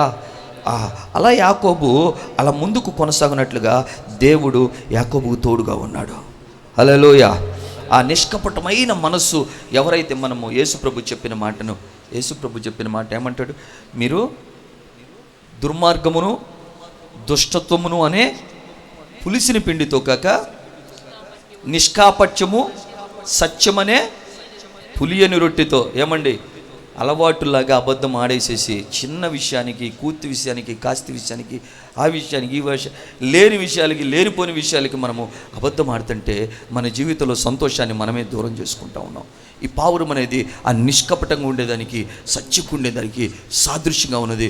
ఎవరైతే అలాగుంటారో హల్లెలూయా, వారిని దేవుడు శ్రేష్టమైన చక్కని ఆలోచనలతో దేవుడు నడిపిస్తాడు. వారి ప్రార్థన ఆలకించబడుతుంది. వారిని ఎవ్వరూ ఏం చేయలేరు. ఆమెను చెప్పి చప్పట్లు కొడదాం. హల్లెలూయా, హల్లెలూయా. అంతా వచ్చి కీడు చేస్తున్నా కూడా దేవుడు అక్కడ నిలబడతాడు. అంతా వచ్చి మనకు విరోధమైనా కూడా దేవుడు మన పక్షాన ఉంటాడు. హల్లెలూయా, హల్లెలూయా. నేను ఇంకొంచెం సేపు చెప్దాం అనుకుంటున్నా, మీరేమంటారు? ఇంకా జాలే అబ్బాయి అంటారా? యాకోబు జీవితంలో ఇంకో గొప్ప క్వాలిటీ ఏంటంటే, తప్పుని తప్పు అని చెప్తాడు, తప్పుని తప్పు అంటాడు. తప్పు చేసినా కూడా మీరు ఆశీర్వాదం పొందునుగా, కానీ కొడుకులను ఆశీర్వదించలేదండి. కొడుకులు చేసింది తండ్రి బాధను చూసే కదా, తమ సహోదరి చెరబడిందనే కదా అంత రోషం వచ్చింది. అలా గుదికాల నరాలనే కోశారు. అలా షిమ్యోను, లేవి, యాకోబు బిడ్డలందరినీ పిలిచి దగ్గరికి చేర్చుకొని ఆశీర్వదిస్తూ ఉన్నాడు. ఆశీర్వదించేటప్పుడు అందరికీ ఆశీర్వాదాలు ఇస్తున్నా ఆయన. వీళ్ళు తండ్రికి పరువు నిలపాలనే కదా, అన్యాయం జరిగిందనే కదా తమ సహోదరికి చేసింది. కానీ ఆశీర్వదించేటప్పుడు అందరిని ఆశీర్వదిస్తుంటాడు. షిమ్యోను, లేవీయులు. చదవాలి ఆ మాట అమ్మా, కొంచెం పెద్దగా చదువు నువ్వు. షిమ్యోను, లేవి అనువారు సహోదరులు, వారి ఖడ్గములు బలాత్కారపు ఆయుధములు. నా ప్రాణమా వాళ్ళ ఆలోచనలో కలవాకో, నా ఘనమా వారి సంఘంతో కలవద్దు. వారు కోపం వచ్చి మనుషులను చంపారు, తమ స్వేచ్ఛ చేత ఎద్దుల గుదికాలి నరములను తెగగొట్టిరి. వారి కోపం వేంద్రమైనది, వారి ఉగ్రత కఠినమైనది, అది శపింపబడును. యాకోబులో వారిని విభజిస్తా, ఇశ్రాయేలులో వారిని చెదరగొడతాను. ఎంత బాధేస్తూ ఉంటుందండి. నా బిడ్డలండి, నా బిడ్డలు నేను అనుకోవటం ఏంది? తప్పు చేశారు వాళ్ళు, అక్రమంగా ఉన్నారు. వాళ్ళు దేవుడే తీసుకురావాలి మళ్ళా మార్గంలోకి. దేవుడు షిమ్యోను లేవి చేశారు కదా అని యాకోబు అయితే ఉన్నదున్నట్టు చెప్పాడు, కానీ దేవుడు వదిలేశాడండి. దేవుడు మనసే మనసు. ఆ లేవి గోత్రం నాకే కావాలి, వారికి నేనే ఆస్తి. హల్లెలూయ. వాళ్ళే నా సేవకులు. హల్లెలూయ. వాళ్ళలో రోషం ఉన్నదే నా కొరకు నిలవబట్టడానికే. హల్లెలూయ. యాకోబులో తప్పుని తట్టుకోలేని ఒక జీలు ఉంది. ఏమంటానంటే నేను దాన్ని, ఆ రక్తంలోనే ఏముందండి? పౌరుషం అని చెప్పండి, రోషం. రోషం ఉంది. మన దేవుడు ఎవరు? రోషం కలిగిన దేవుడు. యాకోబులో కూడా రోషం ఉందండి.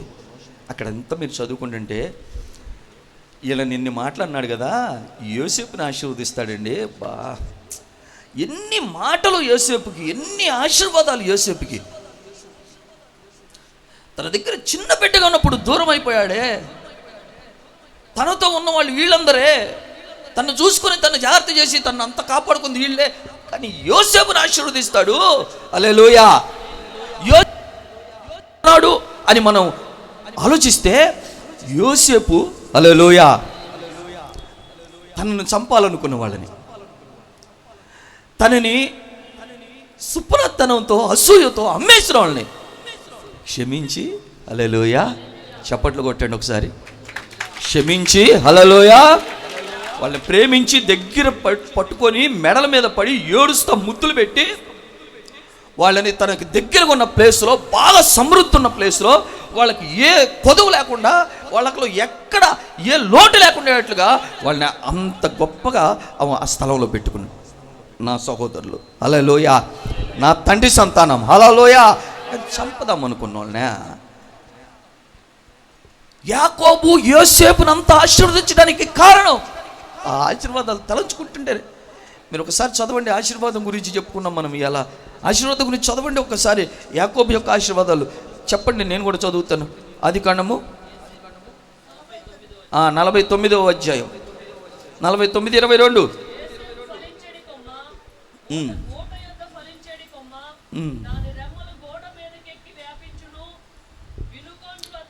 విలుకాండ్రు అతన్ని వేధించిది, వారి బాణములు వేసి అతన్ని హింసించిది. యాకోబు కొలుచు పరాక్రమశాలి అయిన వాని హస్తబలము వలన అతని విల్లు బలమైనదగును. ఇశ్రాయేలునకు మేపడివాడు ఆయనే. నీకు సహాయము చేయి నీ తండ్రి దేవుని వలనను, పైనుండి మింటి దీవెనలతోను, కింద దాగి ఉన్న అగాధ జలముల దీవెనలతోను, స్తనముల దీవెనలతోను, గర్భముల దీవెనలతోను, నిన్ను దీవించు సర్వశక్తిని దీవెనలతోను అతని బాహుబలము దిట్టపరచబడును. నీ తండ్రి దీవెనలు నా పూర్వీకుల దీవెనలు పైని చిరకాల పర్వతముల కంటే హెచ్చుగా ప్రబలమగును. అవి యోసేపు తల మీదను తన సహోదరుల నుండి ఏరుపరచబడిన వాని నడినెత్తి మీదను ఉండును. హల్లెలూయా. ఈ రాత్రి మనస్ఫూర్తిగా ఈ ఆశీర్వాదాలన్నీ మన సంఘం మీద, మన సంఘంలో ఉన్న బిడ్డల కుటుంబాల మీద దిగివచ్చునుగాక, కుమ్మరించబడునుగాక, స్థిరపరచబడునుగాక. యోసేపులాగా మారు, యోసేపులాగా మారు. యోసేపులో ఉన్న ఆ మంచి మనస్సు. హల్లెలూయా. నాకు ఒక మంచి మాట ఇష్టం అండి. మార్పులేనివాడా నీవు మహిమ గల రాజువు. పనికి మాలినోడు వచ్చి అడిగినా కూడా, ఎంత పనికి మాలినోడు వచ్చి అడిగినా కూడా, ఎంత పొందుకోవడానికి అర్హత లేనోడు వచ్చి అడిగినా కూడా, ఎంత ఘోరమైన పాపి ఏడుస్తున్నా కూడా, నీవు మహిమ గల రాజువు, నీవు మహిమ గల రాజువు, మహత్తు కార్యములు చేయుటకు, మృతులను సజీవులుగా పిలుచుటకు, మహత్తు కార్యములు చేయుటకు, మృతులను సజీవులుగా చేయుటకు, ఆశ్రయదుర్గమైన నీవు నా రక్షణ శృంగము, బలమైన నీ హస్తమే నిజముగానున్నది. ఉత్సాహోత్రములతో నే పాడి పొగడేదను, నా జీవితమంతా నిన్నే ప్రేమతో సేవింతును. మార్పులేనివాడా నీవు మహిమ గల రాజువు, మార్పులేనివాడా నీవు మహిమ గల రాజువు, మనస్సును మార్చిన రక్షణనిచ్చిన నన్ను ప్రేమించిన మహిమ గల రాజువు, సర్వ సత్యములు సహవాసములో నన్ను ఆదరించిన కాలేము రాజువు, ప్రేమతో నింపి నిరీక్షణనిచ్చి నన్ను ఆదుకొని నా రాజాది రాజువు. నీ మనసులో మార్పు లేదు, మహిమలో మార్పు లేదు, ప్రేమలో మార్పు లేదు, నీకు అసాధ్యము లేనే లేదు. అందరం చెబుదామా? మహిమలో మార్పు లేదు, ప్రేమలో మార్పు లేదు, నీకు అసాధ్యము లేనే లేదు. నీ మనసులో మార్పు లేదు, మహిమలో మార్పు లేదు, ప్రేమలో మార్పు లేదు, నీకు అసాధ్యము లేనే లేదు. మహత్తు కార్య నీ తల ఎత్తు చేయు దేవుడు, నేను ఎత్తైన స్థలముల్లో నిలబెట్టు దేవుడు. నీకు ఆయన క్రీడమై ఉన్నాడు, నీకు ఆయన శృంగమై ఉన్నాడు. మృతులను సజీవులుగా పిలుచుటకు, మహత్తు కార్యములు చేయుటకు, మృతులను సజీవులుగా పిలుచుటకు, నీవు మహిమ గల యేసు రాజా, నీవు మహిమ గల రాజువు, నీవు శాలెము రాజువు, నీవు రాజాది రాజువు, నీవు సీయోను రాజువు, మహత్తు కార్యములు చేయుటకు, మృతులను సజీవులుగా పిలుచుటకు, మహత్తు కార్యములు చేయుటకు. ఆమేన్. మృతులను సజీవులుగా పిలుచుటకు, మహత్తు కార్యములు చేయుటకు, మృతులను సజీవులుగా. హల్లెలూయా. సమయం 10 అయిపోయింది. ఇంకొక మాట చెప్తే మీకు ఏమైనా ఇబ్బంది అంటే చెప్పను. చాలా ఇంపార్టెంట్ మాట అది. చెప్పమంటే చెప్తాను. అయ్యా యజమానుడా, హల్లెలూయా చెప్పాలి. ఎందుకంటే మనం ఆశీర్వాదకరంగా ఉంటే మొదట సంతోషించేది ఎవరో తెలుసా? దేవుడు. మనం ఉండాలని కోరుకునే వాళ్ళలో. ఆ తర్వాత ఇక్కడున్న వాళ్ళే కాదు, ఈ ప్రాంతమంతా ఆశీర్వాదకరంగా ఉండాలని నా దేవుని నామములో మనస్ఫూర్తిగా నిండు మనసుతో కోరుకుంటా ఉన్నాను. హల్లెలూయా. ఎంత ఘోరమైన వ్యక్తులైనా సరే నా ప్రభువు ఆశీర్వదించునుగాక, వాళ్ళ మనస్సులను మార్చునుగాక, వారిని సత్యంలో నడిపించునుగాక, వారికి ఒక నిరీక్షణ ఇచ్చి ఆయన కొరకు, ఆయన రాకడ ఒక రాజ్యము కొరకు సిద్ధపరచును గాక. హల్లెలూయా. చివరిలో ఒక మాట నేను చెప్పక తప్పదు. ఏమిటంటే యాకోబు దేవుని మీదే ఆధారపడతాడు. యాకోబు దేవుని మీదే ఆధారపడతాడు. ఎంతమంది యాకోబుకున్నా, యాకోబుకి ఏమున్నా కూడా యాకోబుకి దేవుడే, యాకోబుకి దేవుడే, యాకోబుకి దేవుడే. యాకోబు తనంతట తాను ఏమీ చేయలేను, ఎందుకు పనికిరాను, నాకేమీ చేత కాదు, నేను ఎవరికి కొరగానివాడిని అని దేవుని మీద డెడ్ లైన్ మీదకి వెళ్తాడు. చెయ్యగలిగినా కూడా అంత చేతైనా కూడా, ఎంత అతనికి నిపుణత ఉన్నా, ఎంత చాకచక్యం చేతి పని ఉన్నా కూడా యాకోబు దేవుని మీదే ఆధారపడతా అంట. ఇది ఎవరికి తెలుసా? యాకోబు అలా ఆధారపడతాడని దేవుడికి తెలుసు. హల్లెలూయా. దేవుడికి ఎలా తెలిసిందంటారంటే, దేవుడు పిలిచాడండి. మీరు చదవండి యెషయా గ్రంథంలో, పురుగు వంటి యాకోబు, స్వల్ప జనమగు ఇశ్రాయేలు. హల్లెలూయా. ఆ మాట అంటుంటేనే అది దేవుడు ఏం పిలుపండి అది. నువ్వు ఇష్టపడతావో లేదో కానీ నాకైతే అది ఎంత సంతోషం అనిపించిందో. పురుగు వంటి యాకోబు, పురుగు వంటి యాకోబు, స్వల్ప జనమగు ఇశ్రాయేలు, భయపడకు, నేను నీకు సహాయం చేయువాడును. హల్లెలూయా. ఏమండి, పురుగు అన్నాడు కదా, ఒక్కసారి కిందకి రండి, మీరు చదవండి అండి, భయపడతారు. పురుగు అని ఏ నోటిదైతే పిలిచాడో ఆ తర్వాత ఏం చెప్తున్నాడు చదవండి. నీ విమోచకుడు ఇశ్రాయేలు పరిశుద్ధ దేవుడు, కక్కులు పెట్టబడి పదునైన నురిపడి మ్రానుగా నిన్ను నియమించి ఉన్నాను. నువ్వు పర్వతాలను నూరుస్తావు పురుగు వంటి యాకోబు. నువ్వు పర్వతాలను పొడి చేస్తావు పురుగు వంటి యాకోబు. కొండల్ని పొట్టులాగా చేస్తావు నువ్వు పురుగు వంటి యాకోబు. హల్లెలూయా. ఏ సమస్య నిలబడుతుంది అంటావు నీ ముందు? నీలో ఏముంది చెప్పాలి. నీలో ఏముంది? దేవుడి మీద ఆధారపడటం. ఎలాగ ఆధారపడాలి? పురుగు గురించి తెలుసా మీకు? రాత్రి అంతా దేవుడు చెప్పిన పని చేసింది. దేవుడు చెప్పిన పని చేసేవాడే పురుగు. దేవుడు పని చెప్పింది చెప్పినట్లుగా నో కాంప్రమైజ్. ఎవడైనా సరే ఏదైనా సరే అది చేసేదే పురుగు. ఆ రాత్రి ఎవడో చేయని పని పురుగు చేసింది. ఎందుకు చేసింది? ఒక గొప్ప ప్రవక్తకి లేని మనసు ఈ పురుగుకుంది. అతనికి మారు మనసు లేదు, అతనిలో మంచి మనసు లేదు, అతనిలో క్షమించే మనసు లేదు, అతనిలో ప్రేమించి వాళ్ళందరూ రక్షణ పొంది నశించిపోకూడదన్న భారం కలిగిన బాధ్యత కలిగిన మనసు లేదు ప్రవక్తలో. ఒక పురుగుకుంది. పురుగు ఆ రాత్రంతా పని చేసేసి తెల్లారు లేచేటప్పటికి ఒక మంచి మెసేజ్ని దేవుడికి ఇచ్చింది. హల్లెలూయా. నువ్వు కూడా దేవుని మీద ఆధారపడితే పురుగులాగా అని చెప్పిన పని చేయాలి.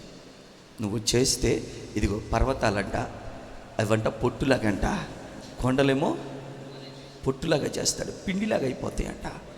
హల్లెలూయా. ఇంతే మెసేజ్ చాలు. అయితే ఒక్కటి, యాకోబుకి ఎందుకు సహాయకుడిగా ఉంటున్నాడు ఒక్కసారి మనం పరీక్ష చేసుకోవాలి. మనకెందుకు ఉండడు? మనకు కూడా ఉండాలి.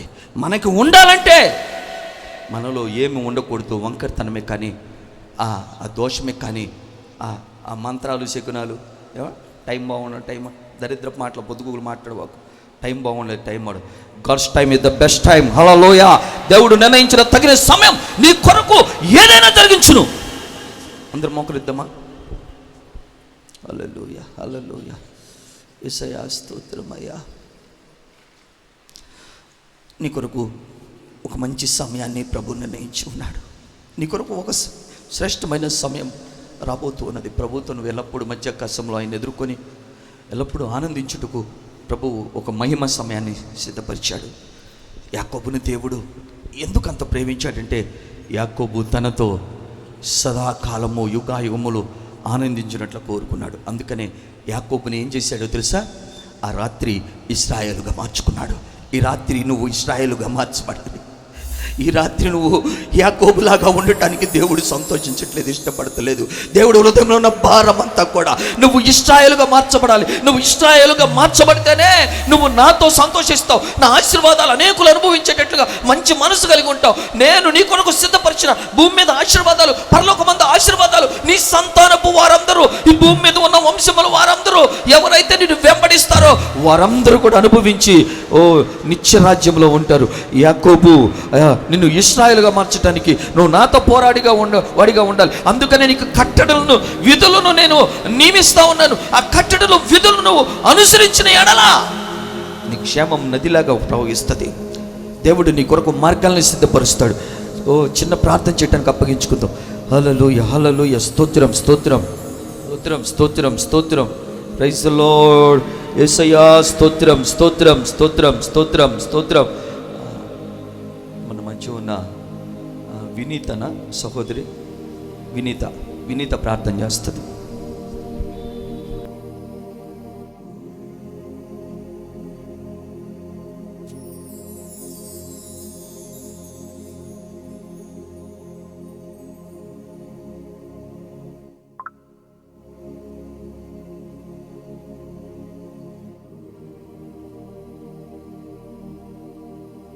ఈ రాత్రి ప్రభువుని గురించిన సమయం నేను ఆశీర్వదించుట కొరకే అయితే నువ్వు ఆయన ఎదుట నిలబట్టుకు యాకోబు ఎలా వాక్యమునకు అప్పగించుకున్నాడు, ఈ రాత్రి వాక్యమును యాకోబుకు తెలియపరిచినట్లుగా ఇశ్రాయేలుకు కట్టడలను విధులను నేర్పించినట్లుగా నీకు కూడా తెలియపరిచాడు. నువ్వు అప్పగించుకోవాలని, ఆశీర్వాదకరంగా ఉండాలని దేవుడు కోరుకుంటా ఉన్నాడు. ప్రార్థన. పరిశుద్ధుడైన దేవా, నీకు వేలాది వందనాలు, స్తుతులు, స్తోత్రములు తండ్రి. గడిచిన కాలం అంతయు నా ప్రభ నీ దయగలని రెక్కల నీడలో మీరు మమ్మల్ని కాచి కాపాడి నా ప్రభ ఈ యొక్క నా ప్రభ నీ పునరుద్ధరణ దినమును నా ప్రభ రెండోసారి నా ప్రభ నీ పాదాల దగ్గరకు చేరి ప్రార్థించుటకు మీరు మాకు సహాయము చేసినందుకు నీకు వందనాలు తండ్రి. నిజమేనయ్యా ప్రభ, వాక్యము ద్వారా మీరు మాకు ఎన్నో నా ప్రభ మాలో ఉన్న లోపాలను నా ప్రభ మీరు మాకు తెలియజేశారు. వాటిని నా ప్రభ మా లోపాలను మేము సరిచేసుకుని నా ప్రభ జాగ్రత్త కలిగి నా ప్రభ నీకు ఇష్టమైన బిడ్డలుగా నా ప్రభ మేము బ్రతుకుటకు సహాయము చేయండి. పరిశుద్ధుడా నీకు స్తోత్రములు తండ్రి. యేసయ్యా నీ నామమునికే మహిమ కలుగును కాక ప్రభువా తండ్రి. ఇక కుటుంబము నా ప్రభువా, ఇక నా ప్రభ కూడికను ఏర్పాటు చేసి నా ప్రభ మా అందరికీ వాక్యము నా ప్రభ వినిపించారయ్యా తండ్రి. నీకు స్తోత్రములు తండ్రి. తండ్రి విన్న మేమందరము నా ప్రభువా తండ్రి ఆ మాటలు నా ప్రభ మా యొక్క నా ప్రభ హృదయాల్లో నా ప్రభ ఉంచుకుని నా ప్రభ జాగ్రత్తగా నడుచుకుంటూ సహాయము చేయండి తండ్రి. ఈ యొక్క నా ప్రభ మేము వెళ్ళుచుండగా నా ప్రభ ప్రతి ఒక్కరికి నా ప్రభ నీ కాపుదలని క్షేమముని ఉంచండి అయ్యా ప్రభ. మేము నా ప్రభ వాక్యము విన్నంతసేపే కాదు కానీ నా ప్రభ ప్రతిరోజు కూడా నా ప్రభ నిత్యము భయభక్తులు కలిగి బ్రతుకు నా ప్రభ నడుచుకునేలాగున మాకు సహాయము చేయండి ప్రభు. మా అంతటా మేము నా ప్రభ మేము పరిశుద్ధులము కాలేము కానీ ప్రభు నీవు నా ప్రభ మమ్మల్ని పరిశుద్ధులుగా మారుస్తున్నావయ్యా నా ప్రభ తండ్రి. యేసయ్యా మీరు మా చేయి పట్టుకోండి. మా బలము చేత మా శక్తి చేత నా ప్రభ మా వల్ల కావటం లేదు ప్రభ తండ్రి. మా వల్ల కాని పనులు నా ప్రభ నీవు చేయగలవు తండ్రి. కానీ నా ప్రభ మేము మా కనులు నీ వైపు ఎత్తలేకపోవచ్చున్నాము. మా అవిధేయతకు మమ్మల్ని క్షమించి నా ప్రభ నీ వైపు చూసే నేత్రములు మా అందరికీ దయచేయండి అయ్యా ప్రభ తండ్రి. నీవే మాకు కాపరివై నా ప్రభ నడిపిస్తున్నందుకు నీకు స్తోత్రములు తండ్రి. ఇక్కడ కూడిన ప్రతి ఒక్క బిడ్డలు నా ప్రభ ఏ అవసరతతో నా ప్రభ ఏ అక్కరతో నా ప్రభ వారు ఉన్నారు నా ప్రభ వారి అవసరాలను యేసు నామములో మీరే తీర్చి నా ప్రభ నీ నామమునికే మహిమ తెచ్చుకొని ఈ ప్రార్థన నీ పాదాల చెంతకు ధూపముగా చేర్చుకొనమని యేసు నామమున అడుగుచున్నాం తండ్రి, ఆమేన్. అవునతుడా మీ పాదాల చెంతకు మరొకసారి మమ్మల్ని సమకూర్చి మీరు ఇప్పటి వరకు చేసిన మీ కార్యములకు నీ యొక్క ఉపకారముకు నీ యొక్క మంచితనముకు నీ యొక్క ఆశీర్వాదముకు మేము అపాత్రులమని మేము కృతజ్ఞత కలిగి ఉండినట్లుగా మమ్మల్ని నుంచి నీ స్థితిని బట్టి ప్రభువా మేము నిత్యము అయ్యా నిన్ను మహిమపరుస్తూ నీ మార్గాల్లో నీ ఆలోచించేత నడుచుకుంటూ ప్రభువా పరిశుద్ధపరచుకున్నట్టుకు నీ కొరకు యాకోబు రీతిగా ఇశ్రాయేలుగా మార్చబడ్డాడో మేము కూడా మా కుటుంబాలతో లాగా మార్చబడి మా సంఘములతో ప్రభువా మీ మహిమలైన రాకడకు ప్రభువ అయా సిద్ధపడినట్లుగా అనేకులు నీ కొరకు సంపాదించి సిద్ధపరిచినట్లుగా నాయన నీ కృపగల స్థాయికి మమ్మల్ని అప్పగించుకున్నట్లుగా మరొకసారి నూతన పరిచి ఉన్నారు. యోసేపు మీదకు వచ్చిన ఆశీర్వాదములన్నీ ప్రభువ నీ బిడ్డల కుటుంబముల మీదకి ఈ పరిచర్ల మీదకి నిండారులుగా దిగివచ్చును గాక. యోసేపు వంటి మనస్సుతో అప్పగించుకున్నట్టుకు యోసేపు వలె ఫలించు కొమ్మలుగా మీరు అంటుకట్టమని వేడుకుంటూ ఉన్నాను నా తండ్రి. అయ్యా నీకు మహిమ కలుగునుగాక ప్రభువా. ఈ సమయంలో తిమోతిని ఎంతో ప్రేమించి ఉన్నావయ్యా. అనేక విషయాలను జ్ఞాపకం చేసుకున్నట్టు కృప చూపి ఉన్నావు ప్రభువా.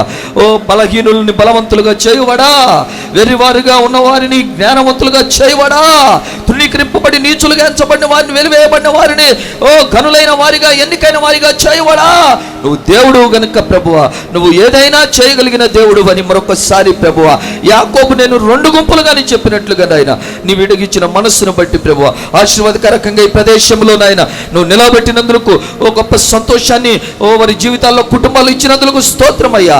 నిజంగా నువ్వు ప్రార్థన ఆలకించు దేవుడయ్యా. సహోదరి పెరిసి చేస్తున్న ప్రార్థన నువ్వు ఆలకించు దేవుడుగానైనా అయ్యా. నీ బిడ్డను గణపరిచి ఉన్నావు. నీ బిడ్డ జీవిత కాలం అంతా ప్రభువా నిష్కపటమైన హృదయంతో మంచి మనస్సాక్షితో నిన్ను సేవించుటకు ప్రభువా నేను నా ఇంటి వారు యెహోవాను మాత్రమే తన బిడ్డలతో అటు రీతిగా నిన్ను సేవించు కృపతో అయ్యా జ్ఞానవంతురాలుగా నిలబట్టండి. ఇప్పటి మనం ప్రార్థిస్తున్నాం. ఈ కుటుంబం అనేకులకు ఆశీర్వాదకారకంగా మహిమ కారణంగా ఉండాలి అయ్యా. మీరు ప్రేమించిన సంతోషం నిధులను బట్టి స్తోత్రం చేస్తాము అయ్యా. బిడ్డల మీద ఉంచండి, దినదినము వర్ధిల్ల చేయండి, ఉద్దింపదింపచేయి. మీ జ్ఞానము నందును మీ దయందు మనుషుల దయందును వర్ధిల్ల చేయమని ప్రార్థిస్తూ ఉన్నాను అయ్యా. ఈ కుటుంబాన్ని బట్టి ప్రార్థించి వేడుకుంటున్నాను అయ్యా.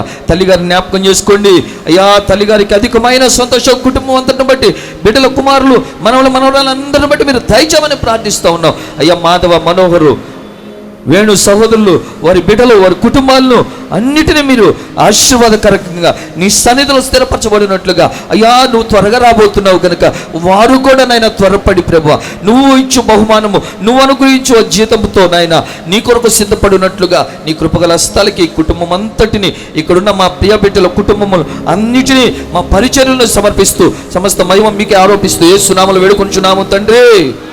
ఆమేన్. స్తోత్రం చెబుదుము. స్తోత్రం స్తోత్రం స్తోత్రం స్తోత్రం. యేసుక్రీస్తు ప్రభు కృపయు తండ్రిన దేవుని ప్రేమయు పరిశుద్ధాత్మ దేవుని అన్యోన్య సహవాసము సముఖం ఇప్పుడు ఎల్లప్పుడు సదాకాలమైన రాకడ పర్యంతరం తోడే నడిపించును గాక. ఆమేన్. హల్లెలూయా హల్లెలూయా హల్లెలూయా. దేవునికి స్తోత్రం. అందరికీ కూడా వందనాలు. యేసు ప్రభు.